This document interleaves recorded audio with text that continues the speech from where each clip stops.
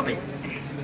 আমরা বিদেশে আমাদের যে সংগঠনগুলো আছে এই সংগঠনগুলোকে আমরা কিন্তু এগুলোই কিন্তু ওনাদেরকে বারংবার বলে আসছি, এবং এই বলার কারণেই কিন্তু বিগত 17 বছরের এই ফ্যাসিস্ট সরকার কিন্তু পালিয়ে যেতে বাধ্য হয়েছে।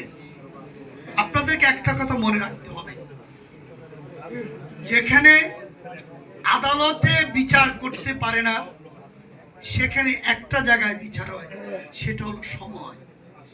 সময় যখন বিচার করবে সেখানে কিন্তু সাক্ষী লাগবে না। আপনারা দেখেছেন এই শেখ হাসিনা পালানোর সময় কোনো কিছু ছিল, কোনো কিছু রাখছে এখানে? জনগণ সময় বলে দিচ্ছে জনগণকে কি করতে হবে, এবং সেটা জনগণ করেছে।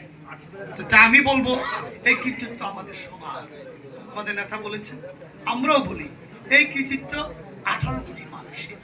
এই কৃতিত্ব কিন্তু কারো একার না। এই কৃতিত্ব যেমন আমাদের বোনদের, তেমন আমাদের ভাইদের, তেমন আমাদের শিক্ষকদের, তেমন আমাদের বন্ধুদের,